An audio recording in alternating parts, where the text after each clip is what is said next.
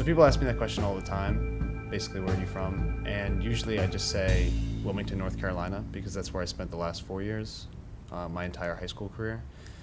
But the reality is that I moved a bunch of times. I was born in Honolulu, Hawaii, and then I moved to New York, and then I moved to Tokyo, Japan, and then I moved to London, England, and then I moved back to the States. So I've moved around quite a lot, and it's hard to just pick one place that I would call home.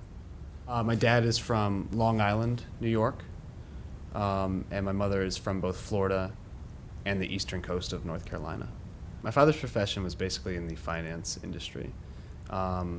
So when you think about all the major banking capitals of the world, Tokyo, London, New York, these are all places that basically there's a lot of career opportunities. So as his son, it was basically just follow wherever dad is moving to. You would often arrive in your new house and there would be nothing, no furniture, no nothing for, some amount of time, which was interesting.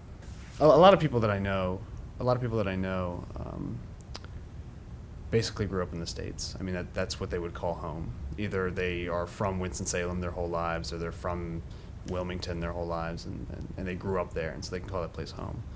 But for me, home was always a different location. I mean, as soon as you make friends, you would lose friends.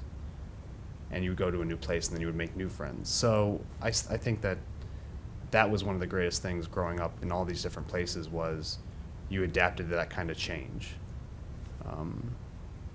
I wouldn't say it was easier for me to make friends, but I got used to basically change, to having to adapt to all these new locations and these new people, these new environments. When you think about Tokyo as a city, it's one of the biggest cities, and we lived in the heart of it, and it's a different environment than Winston-Salem, North Carolina.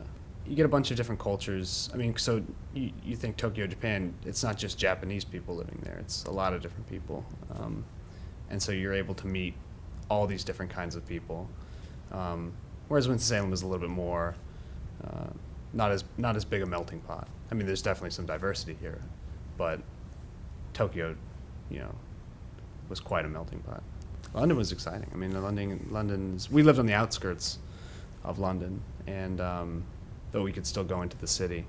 As an English major, and I think the more I think back on it, I mean, whenever we went into the city and we explored, it was interesting to see, the Globe Theater and Shakespeare and all these different things, and how now when I think back on it, I got to see those things. I got to be at those places. So the places that I read about now, I've experienced. And so it's nice to be able to go back in my memories and just recall those. This is the place that I grew up for 8+ years. So there's definitely a sense of belonging in that regard. Like, I spent most of my time here than any other place. Whereas the other places are 2 years, 3 years, 4 years in Japan. So I didn't spend as much time there, but they're still as important. They still mean a lot to me in the people that I met there and the experiences that I had.